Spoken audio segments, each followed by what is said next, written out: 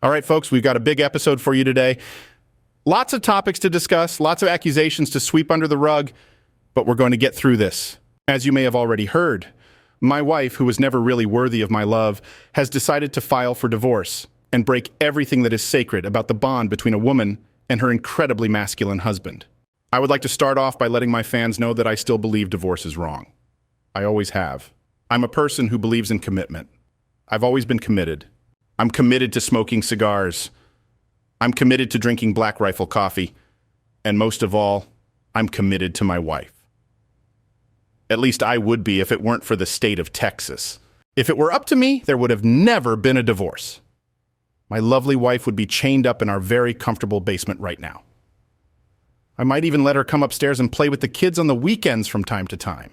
Unfortunately, Texas has a one-party divorce law, which means it doesn't matter how many guns you own, your wife can still leave you. I'll be honest, this entire process has been difficult. Even more difficult than putting up with my disrespectful wife for so many years. That being said, I would like to thank all my Patreon subscribers. Because of you, I'll be able to legally fight the restraining order against me, and if that doesn't work, I can always purchase a long-range anti-material rifle. Some people have been asking me what it's been like. Well, the only thing I can compare it to is having my bicycle stolen. You know, she was my bicycle. I had her tucked away safely in my garage, and then some hoodlums came in the middle of the night and stole her from me without my consent. Now the bike won't return any of my calls for some reason. The sad part, though, is that she wasn't stolen. She left because she didn't love me as much as I loved her. I forgive her. I truly do. I forgive my wife for being a woman and having an incredibly small brain that can barely work at all. It's hard being a woman. Being so uncertain of things all the time.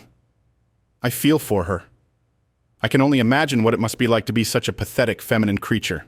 Besides, I think there might be other forces at play here. I'm not saying that Ben Shapiro used his dark Jewish magic to cast her out of my life, but if I found out that's what happened, I wouldn't be surprised. Dark Jewish magic is very powerful, and there are some who believe it more powerful than love itself. Is that why my wife left?